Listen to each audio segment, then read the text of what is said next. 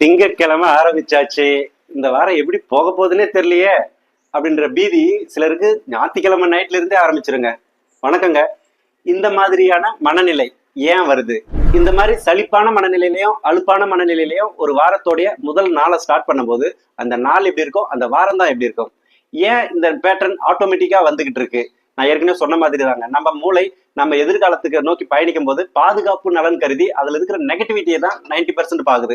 அதுல இருக்கிற பாசிட்டிவிட்டியே பார்க்க மறுக்குது. ஸோ இதுல இருந்து மீண்டு வரணும்னா அதுக்கு என்ன டிப்ஸ்னா, நமக்குள்ள வர இந்த ஆட்டோ நெகட்டிவ் பிரெயின் பேட்டர்னை பிரேக் பண்ணணும். அது எப்படி பிரேக் பண்ணணும்னா, நமக்கு அலுப்பு சலிப்பு வருவதற்கு முன்ன நம்மளோட கோல் என்ன, நாம எதுக்காக அந்த வேலையை செய்யறோம், என்ன பண்ணிக்கிட்டு இருக்கோம், எப்படி பண்ணா இன்னும் சிறப்பா சீக்கிரம் முன்னேற முடியும் அப்படின்றத கவனத்துல வச்சுக்கிட்டு ஒரு பேப்பர் பேனா எடுத்து இந்த வாரத்துல நமக்கான வாய்ப்புகள் என்ன இருக்கு, நமக்கான புதிய ஆச்சரியங்கள் அனுபவங்கள் என்ன வரலாம், அதை தாண்டி எதிர்காலத்துக்கான இந்த ஸ்டெப்பை இந்த வாரத்துல என்ன புதிய ஸ்டெப்பை உருவாக்கலாம், இதை எப்படி உருவாக்கினா என்ன ரிசல்ட்டை எதிர்காலத்துக்கு நம்மளால கொண்டு வர முடியும் அப்படின்ற பாசிட்டிவிட்டியை நீங்க ஃபில் பண்ணிட்டு போகும்போது இந்த வாரத்துல வேலைக்கு கிளம்பும் போதோ வெளியில போகும்போதோ நல்ல உற்சாகமான மனநிலையில பாசிட்டிவா நீங்க வேலைக்கு போறதுக்கோ வெளியில போறதுக்கோ இந்த வாரத்தோடைய முதல் நாளை உபயோகப்படுத்திக்கோங்க.